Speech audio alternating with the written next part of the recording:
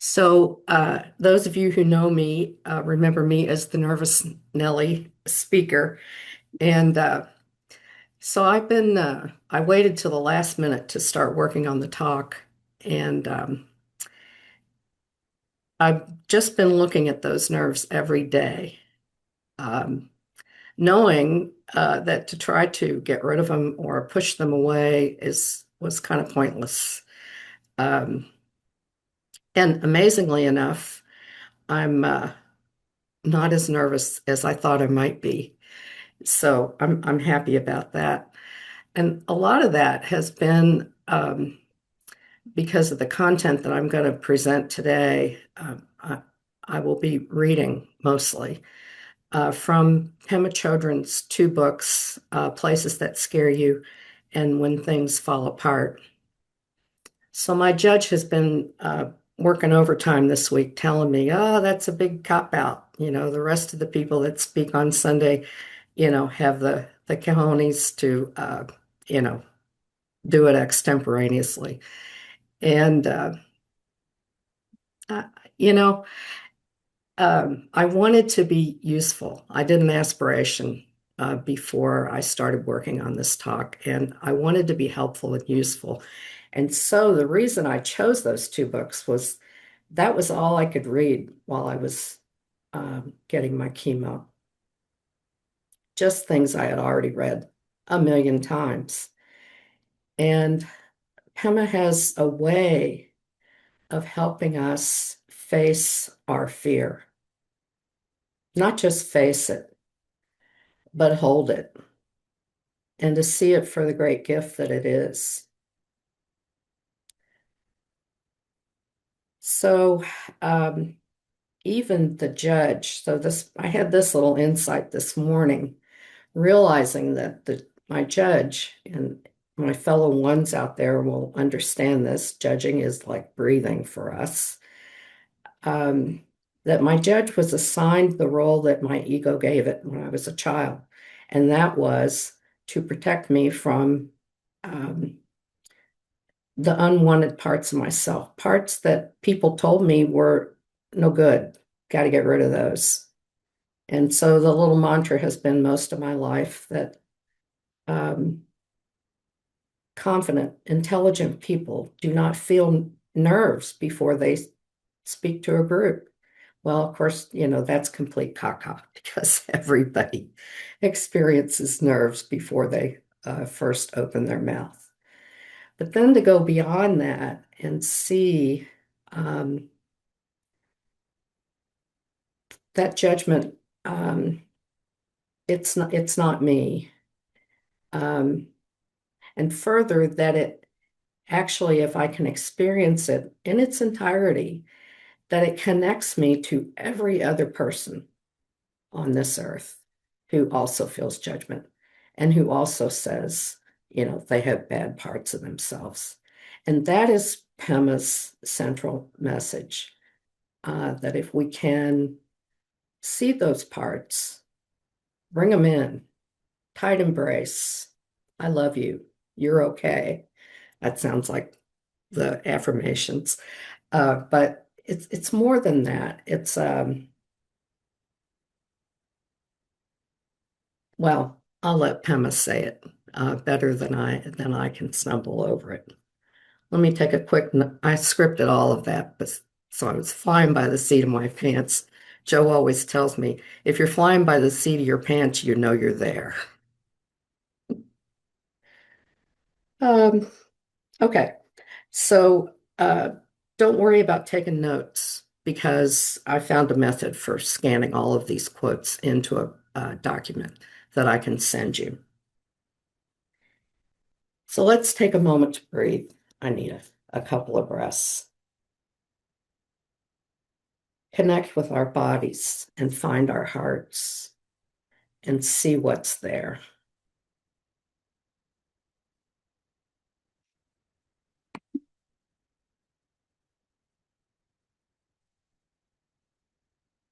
The first quote is the longest.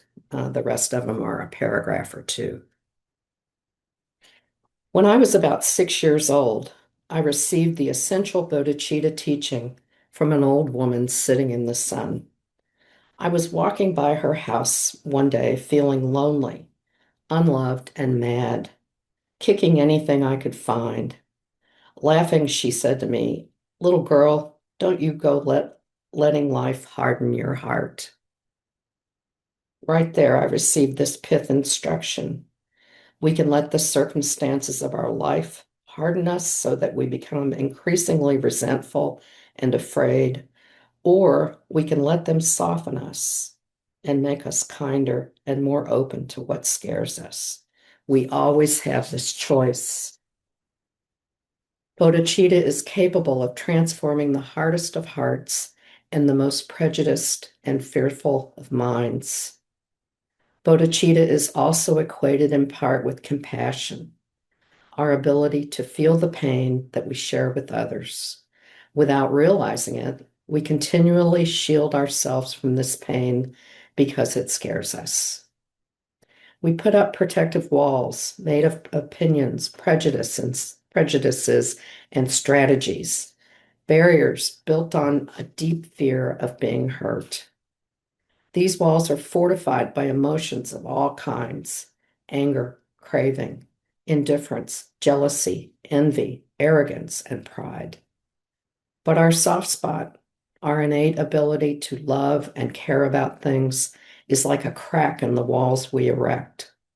It's a natural opening in the barrier we create when we're afraid. With practice, we can learn to find this opening. We can learn to seize that vulnerable moment: love, gratitude, loneliness, embarrassment, inadequacy, to awaken bodhicitta. An analogy for bodhicitta is the rawness of a broken heart.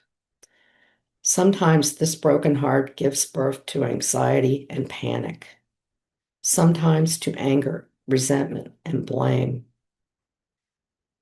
But under the hardness of that armor, there is the tenderness of genuine sadness.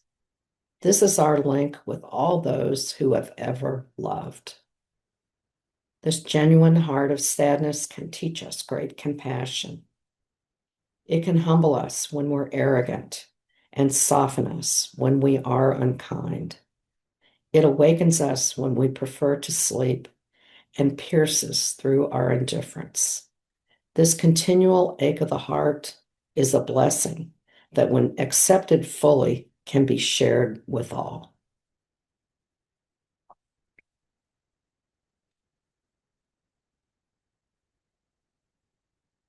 When we train in awakening bodhicitta, we are nurturing the flexibility of our mind. In the most ordinary terms, egolessness is a flexible identity. It manifests as inquisitiveness, as adaptability, as humor, as playfulness. It is our capacity to relax with not knowing, not figuring everything out, with not being at all sure about who we are or who anyone else is either.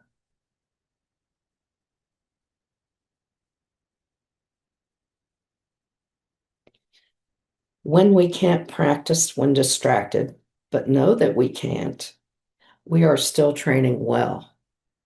Never underestimate the power of compassionately recognizing what's going on. First, we wipe away our preconceptions, and then we even have to let go of our belief that we should look at things without preconceptions. We keep pulling out our own rug.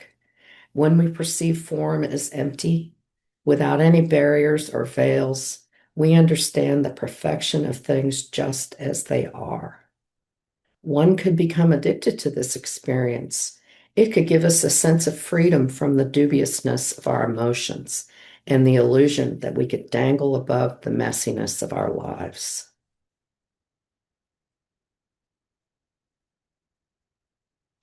The point is that we will bring our habitual ways of gluing ourselves together right into bodhicitta practice, right into the training in ungluing. If we want some insight into our habitual patterns, we can look at how we're relating to our practice. to the teachings and the teacher. Do we expect to have our needs met in the same way that we do in any neurotic relationship? Are we using spirituality to bypass what scares us? It's not easy to see that. We are still seeking ground in the same old ways. A first step is to understand that a feeling of dread or psychological discomfort might just be a sign that old habits are getting liberated, that we are moving closer to the natural open state. Trungpa Rinpoche said that awakening warriors would find themselves in a constant state of anxiety. Personally, I found this to be true. After a while, I realized that since the shakiness wasn't going away, I might as well get to know it. When our attitude toward fear becomes more welcoming and inquisitive, there's a fundamental shift that occurs.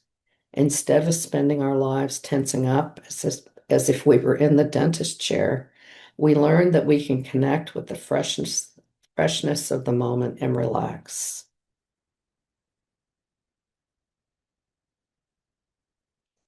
Dwelling in the in-between state requires learning to contain the paradox of something's being both right and wrong, of someone's being strong and loving, and also angry, uptight, and stingy. In that painful moment, when we don't live up to our own standards, do we condemn ourselves or truly appreciate the paradox of being human? Can we forgive ourselves and stay in touch with our good and tender heart? When someone pushes our buttons, do we set out to make the person wrong? Or do we repress our reaction to, I'm supposed to be loving. How could I hold this negative thought? Our practice is to stay with the uneasiness and not solidify into a view. We can meditate, do Tonglen, or simply look at the open sky. Anything that encourages us to stay on the brink and not solidify into a view.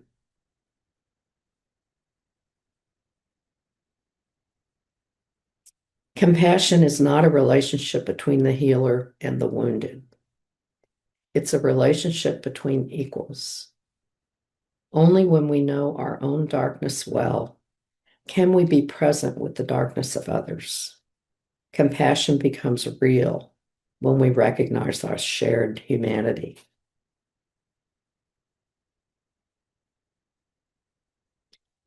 When we encounter pain in our life, we breathe into our heart with the recognition that others also feel this. When we encounter pleasure or tenderness, we cherish that and rejoice. Then we make the wish that others could also experience this delight or this relief. To what do we really commit ourselves? Is it to playing it safe and manipulating our life and our whole world so that it will give us security and confirmation? Or is it our commitment to deeper and deeper levels of compassion? The question always remains, in what do we take refuge? Do we take refuge in small, self-satisfied actions, speech, and mind? Or do we take refuge in warriorship, in taking a leap, in going beyond our usual safety zones?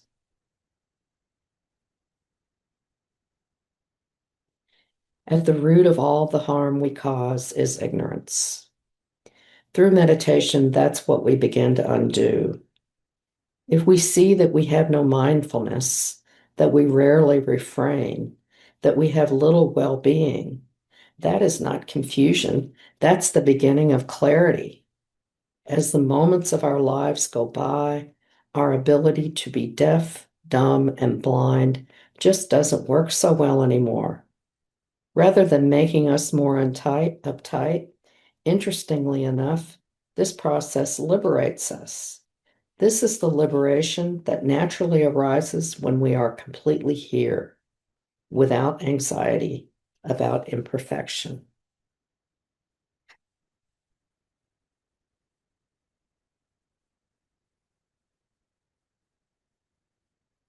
How do we reconcile that frustration and humiliation with a long? How do we reconcile that frustration and humiliation with our longing to be open and compassionate and not harm ourselves or others? How do we mix our intention to be alert and gentle in meditation with the reality that we sit down and immediately fall asleep? What about when we sit down and spend the entire time thinking about how we crave someone or something we saw on the way to the meditation hall? Or we sit down and squirm the whole morning because our knees hurt and our backs hurt and we're getting bored and fed up. Instead of calm, wakeful, and egoless, we find ourselves getting more edgy, irritable, and solid. This is an interesting place to find oneself. For a practitioner, this is an exceedingly important place.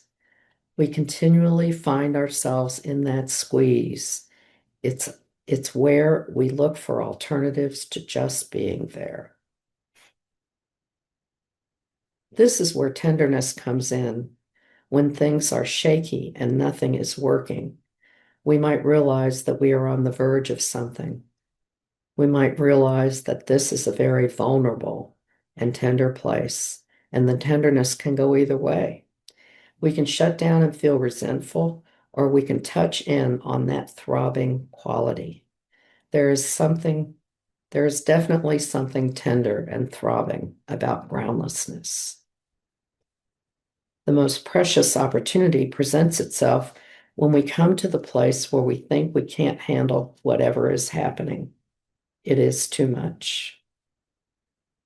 Rather than indulge or reject our experience, we can somehow let the energy of the emotion, the quality of what we're feeling, pierce us to the heart.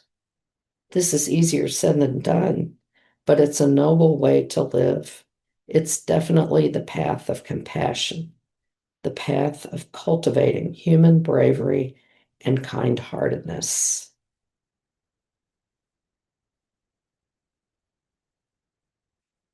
Hope and fear come from the feeling that we lack something.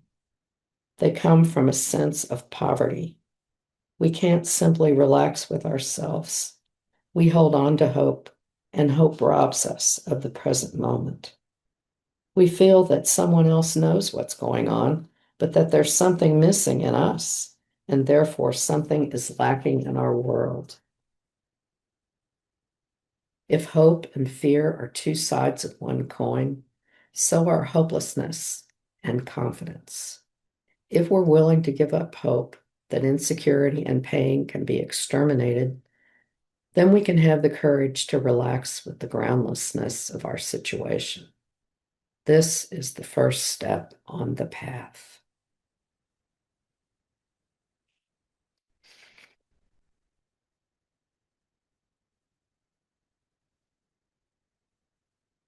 So we'll begin the time for meditation. I have a short lead in.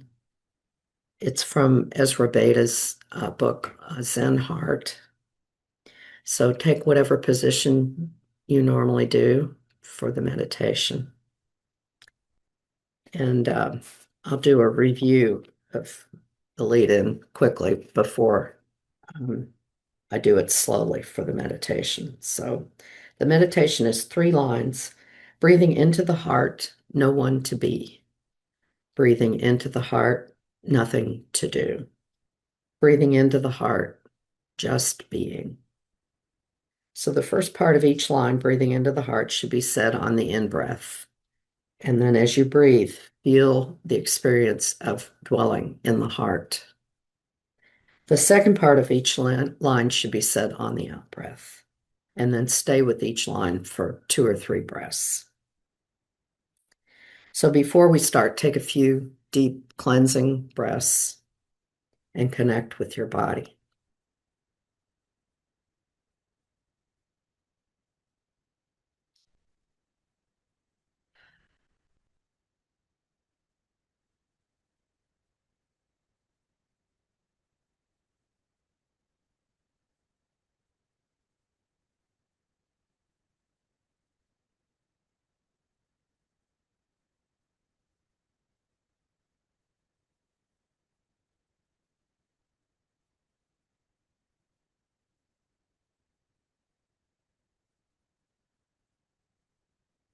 Breathing into the heart, no one to be.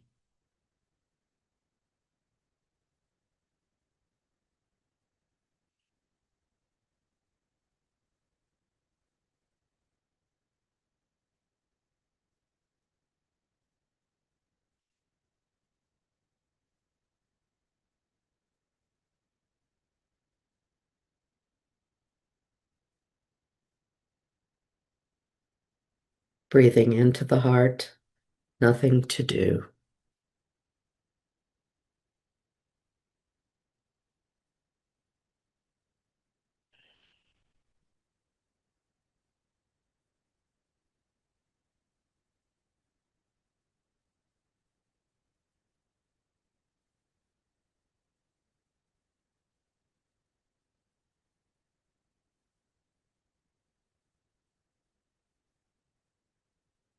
Breathing into the heart, just being.